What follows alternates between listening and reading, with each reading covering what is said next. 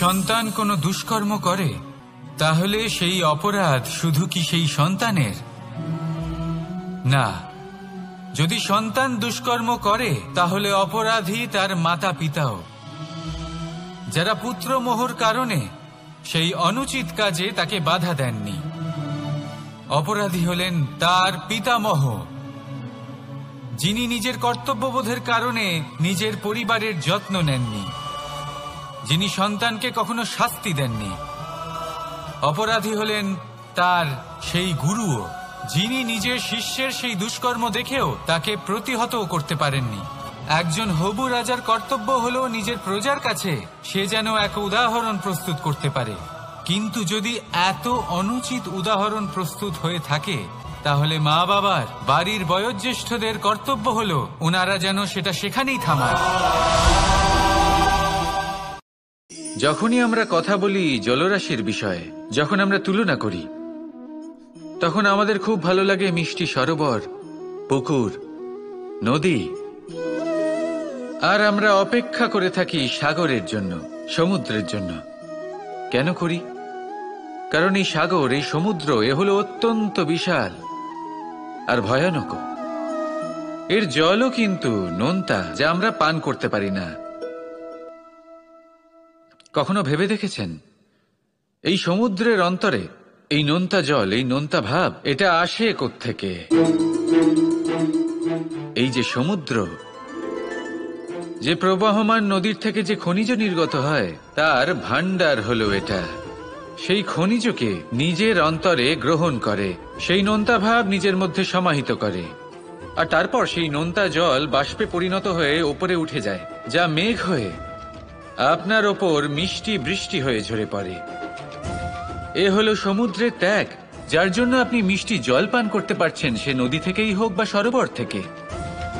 সেই জন্যই হয়তো সাগর হলো এত মহান, হয়তো সেই জন্যই রত্ন সাগরে পাওয়া যায়।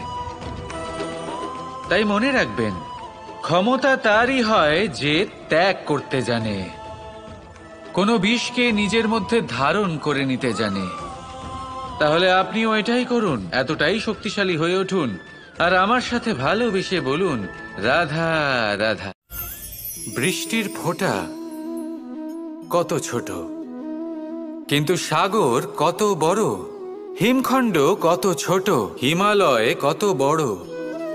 কত পার্থক্য আছে দেখুন, দশরথ পুত্র রাম আর শ্রীরাম।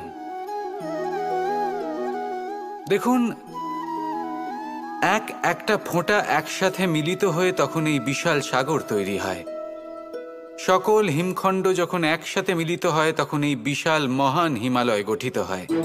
সেইভাবেই একটা ছোট্ট বনবাস দিয়ে শুরু হয়েছিল একটা যাত্রা, রাম থেকে শ্রীরাম হবার পথে, মর্যাদা পুরুষোত্তম হবার জন্য।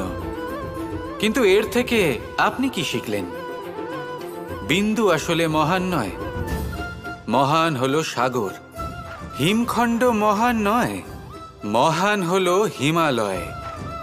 অর্থাৎ কোনো মহান কাজ করার জন্য বা মহান হবার জন্য আপনাকে আরম্ভ করতে হবে ছোট থেকে। একটা অত্যন্ত সরল কিন্তু একটা গুরুত্বপূর্ণ কথা আমি আপনাকে বলতে চাই। দেখুন, আরম্ভ করার জন্য প্রথমেই আপনার মহান হবার কোনো প্রয়োজন নেই, কিন্তু হ্যাঁ, মহান হবার জন্য প্রথমে আরম্ভ করা অত্যন্ত প্রয়োজনীয়। আপনি যদি শুরুই না করেন তাহলে কখনো মহান হতেই পারবেন না। প্রকৃত নিষ্ঠা দ্বারা আরম্ভ করুন। আপনার পদক্ষেপ, আপনার কর্ম যতই ক্ষুদ্র হোক না কেন, তা করতে থাকুন, নিরন্তর চেষ্টা করতে থাকুন। তারপর দেখবেন এই যে মহানুভবতা নিজে পথ চলে আপনার কাছে আসবে। জীবন, এই জীবন আসলে কি? এ হলো জন্ম থেকে মৃত্যু পর্যন্ত এই সময়। কিছু মানুষ এটা বলে থাকেন যে এই যে নিঃশ্বাস নিচ্ছি, এই হলো জীবন। আর প্রত্যেক ব্যক্তি, প্রত্যেক প্রাণী, তাদের নিঃশ্বাস নির্ধারিত থাকে, নির্দিষ্ট হয়ে থাকে। তাকে সেই নির্ধারিত নিঃশ্বাস নিতেই হয়, তারপর তিনি মৃত্যু লাভ করেন। কিন্তু এটা কি সত্যি? সত্যি কি মনুষ্য জীবন এই নিঃশ্বাসের উপর নির্ধারিত থাকে? এই নিঃশ্বাসের গণনাই কি মনুষ্য জীবনের অস্তিত্ব? কখনোই নয়। মনুষ্য জীবন শুধু কিছু নিঃশ্বাস নয় যা একদিন থেমে যাবে। মনুষ্য জীবন হলো সেই নিঃশ্বাসের মধ্যেকার সেই সময় যা দেখে অন্য কারোর নিঃশ্বাস স্তব্ধ হয়ে যেতে পারে। সেই মুহূর্ত যেখানে মানুষ আপনার মধ্যে সেই প্রেম দেখতে পারে, আপনার সাহস দেখতে পারে, আপনার শক্তি দেখতে পারে, আপনার চেষ্টা দেখতে পারে, আপনার পরিশ্রম দেখতে পারে, অন্যায় আর দুর্নীতির বিরুদ্ধে আপনার যুদ্ধ দেখতে পারে।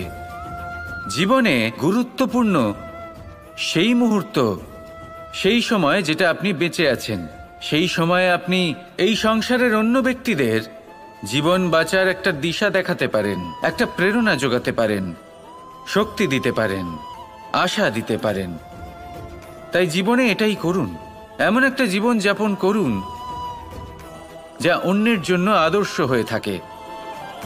এটাই করুন আর আমার সাথে ভালোবেসে বলুন, রাধা রাধা।